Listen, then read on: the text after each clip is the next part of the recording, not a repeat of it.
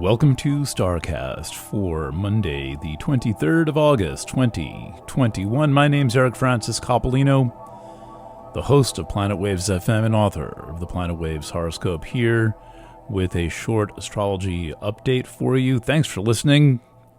This podcast has proven to be quite popular, and I am rather liking that.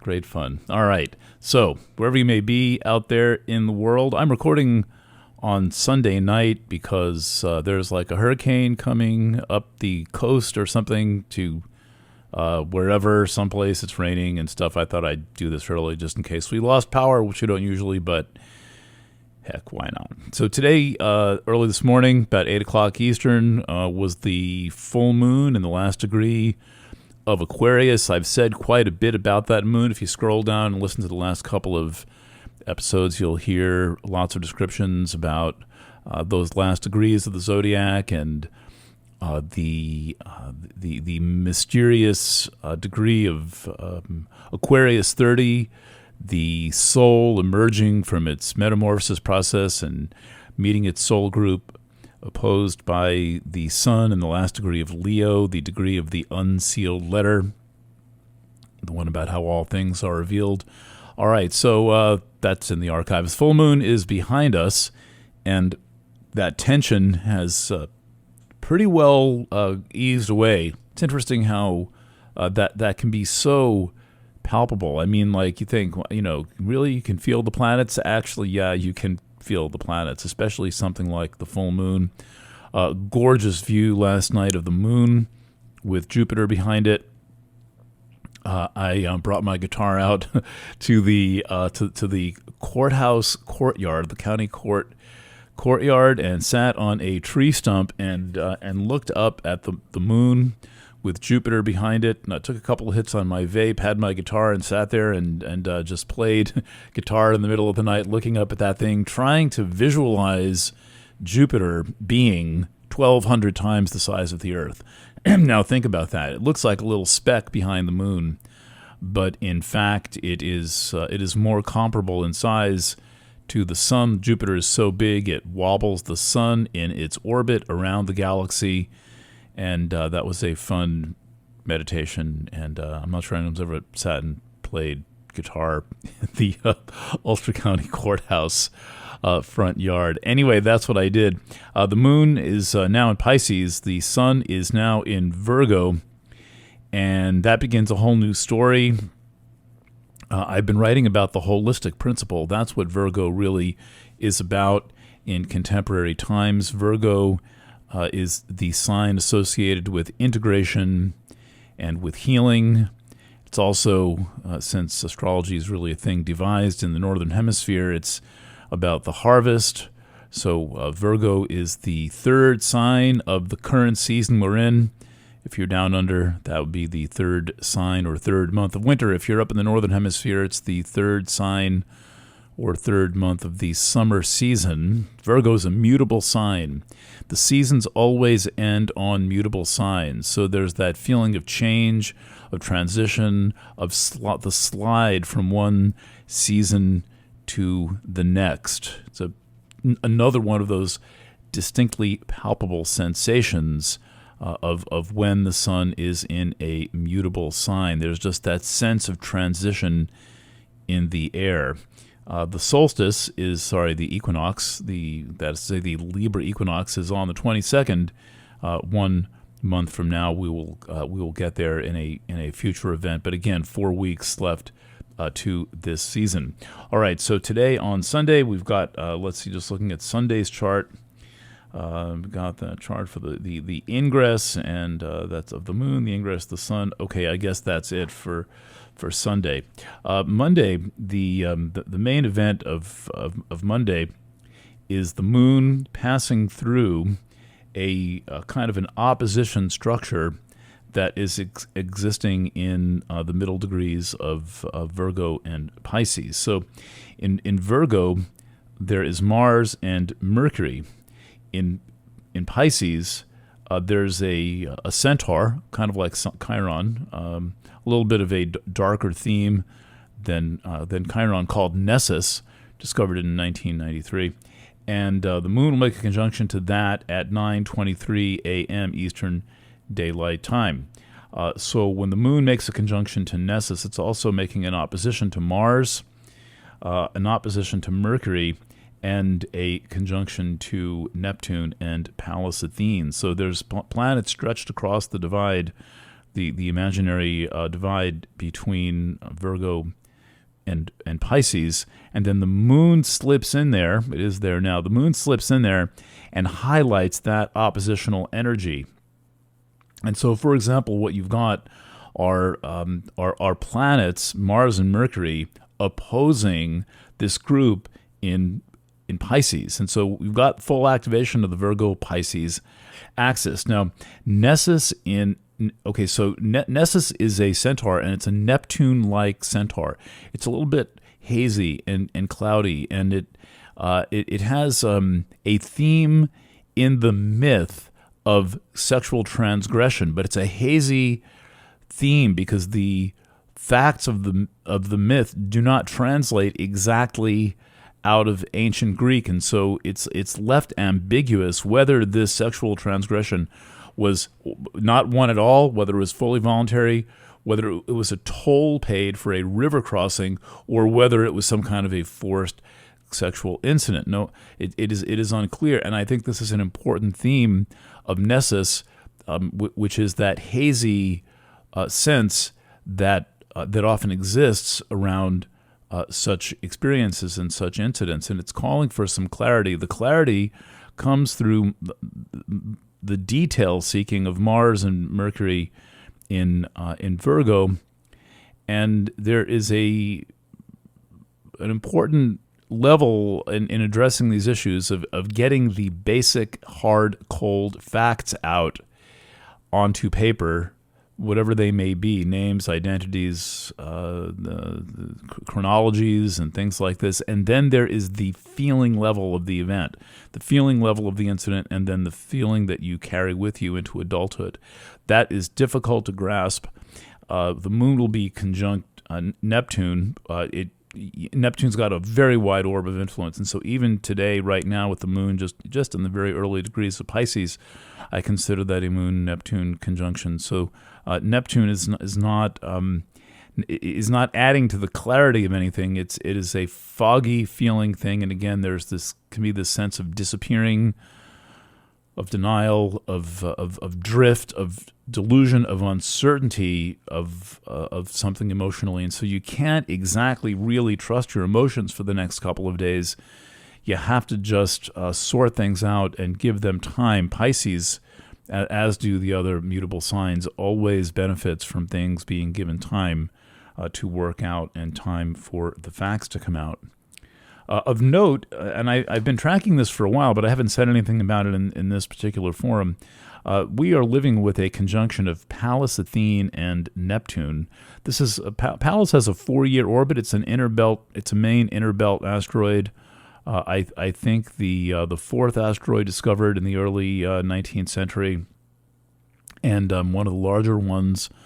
And its theme is government. Its theme is also daddy pleasing. So Pallas has two themes. One of them is all things related to law and government, and then the other is a personal, more intimate theme of daddy pleasing. And so we've got Pallas Athene in a conjunction to Neptune, and there's a lot of daddy pleasing going on, though. There's a lot of doing this because authority figures want you to do this.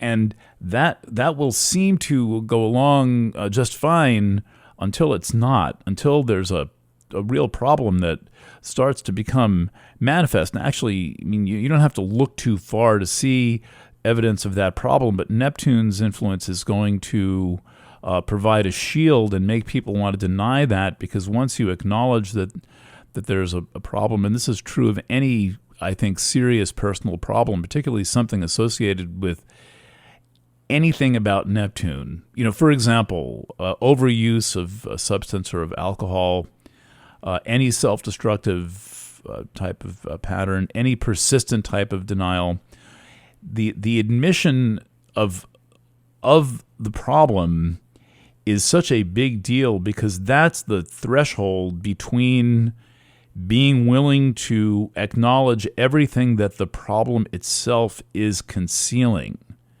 right? So one layer of problem tends to conceal another layer of problem. So, for example, in the case of someone who's overusing alcohol, that is generally a strategy, a kind of firefighting strategy to conceal a diversity of other problems. So when you admit the problem with the alcohol, then you are ready to start to kind of turn around and look at all the next stuff that's concealed by that.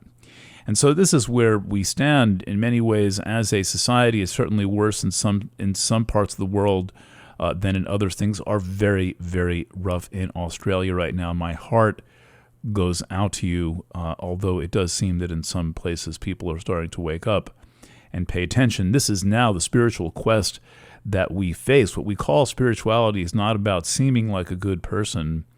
It's really about your willingness to confront the truth of the world and the truth about yourself. On the theme of Virgo as being the holistic principle, this is a whole system kind of thing. It's really the healing process right now for us as individuals is seeing where we fit into society, what our part in all this is, and the influence that society has on us, and what the relationship really is. A lot of things are blurred right now by the presence of Neptune in Pisces, and that is just a lot of Neptune. I mean, Neptune is considered the modern ruler of Pisces. When you put them together, it's not like adding them together. It's more like multiplying them against one another. So if you're paying attention over the next few days, a whole lot of layers of feeling may start to come out, and you may notice that that acknowledging one thing reveals another thing, and then that reveals another thing. The moon is exactly conjunct this Pallas Athene conjunction to Neptune. That itself is exact right now. The three line up in an exact conjunction at 5:12 a.m. on Tuesday, the 12th. All times are in Eastern Time in this podcast. Please check for your local time zone against New York time. Then the next big whistle stop, as I'm calling them, is 2:57 p.m. Eastern Daylight Time on Tuesday, the 24th. The moon leaves Pisces and it enters Aries. The moon at that time makes a conjunction to Salacia. I've linked the Salacia article. Maybe I'll put it right at the. There's two articles I'll include right above the archive. So scroll down, go to planetwaves.net STARCAST if you're listening on some alternative service, planetwaves.net, go to STARCAST, and then right above all the archived audios, I'm going to put an article about Neptune and an article about Salacia. They were consorts. Salacia was the wife of Neptune. She was kind of a sea nymph. The word is not the root of the English word salacious. They're actually from different word roots.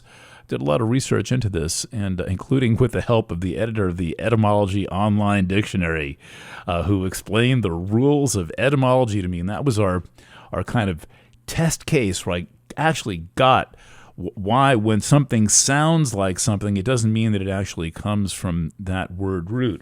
So Salacia was herself not salacious. She was actually quite a proper creature and was a virgin at the time that she took Neptune as her husband. Today, the word salacious means like seedy and racy and all of that. And I think that it gets it is improperly, poorly colored. I think that what is salacious needs to be honored more as being part of the living human spirit. We are lusty, horny creatures. We are interested in one another. We are spotting all the beautiful people around us. We all have that slightly or very dirty mind going on back there. And I think we need to make room for that and honor that. So the moon will be conjunct Salacia. And then what is interesting is that as the moon moves through Aries later this week, it will pass through an opposition between Chiron and Venus. So there's a Venus-Chiron opposition brewing as we speak. I'm going to go a little bit longer in this edition since I'm on a roll and it's the week ahead. Let's take a look at that. I will come back to it. I may start with it in one in an immediately future episode, position aspect, Venus is opposite Chiron. I'm using the defunct Star Sprite program. It's on the 26th, so it's at the end of the week, but it's still in full force. And any contact between Venus and Chiron, first of all, highlights the healing nature of sexuality. It is about understanding the inherently self-centered, especially with Aries and Libra involved, the self-centered aspect of sexuality. And I think what is interesting is that while the conjunction of Venus and Chiron was described by Barbara Hand Clow in her brilliant book Chiron Rainbow Bridge as orgasmic fusion with the cosmos, she delineates Venus opposite Chiron as catastrophobia. This is a thing that we live with in our society right now. We are constantly being fed nonstop, 24/7 fear of catastrophe. It is a perfectly good way to manipulate us. If you'd like to be manipulated, just maintain your love affair with your fear of catastrophe. Stop having fun. Stop doing anything interesting and pretend you don't have a body. And then you'll be able to indulge all the catastrophobia you want. Your option is to remember you have a body, hang out in it, remember that it is a vehicle for expressing the vital force and creativity and love and pleasure and passion and roaming around in the woods and snuggling with kittens and puppies. And that's one of my favorite things to do. And loving one another physically. When we don't do these things, when we don't actually experience the positive things that being in a body has to offer, that can go bad real fast because, first of all, we're pushed out of body. There's all kinds of free-floating anxiety looking for something to grasp onto. And there is an example of catastrophobia and how it might set in. So I am... If you're not following my coverage of the world situation, basically encouraging people to calm down and ease off on all of the hygiene theater and just take care of yourself. Get your rest and do things you enjoy doing and do your part to lower your stress level and not be in situations and scenes that you don't want to be in. Find people you care about and hang out with them. Find something you like to do and do that, and you'll feel a lot better. All right. So there's a new horoscope out. That's available from the monthly horoscopes tab on planetwaves.net. New edition of Planet Waves FM came out on Friday night, a kind of a glorious edition. You can find that at planetwaves.fm. I have a new book out called Planets in Motion. You can find that right on the STARCAST home feed at planetwaves.net/STARCAST. Thanks for listening. Welcome to the many new people who are hearing about Planet Waves for the first time in all kinds of strange and interesting places we've never had any reach. It is good to be with you. Again, my name's Eric Francis, and I'll be back on Wednesday. Thanks for listening, and stay in touch.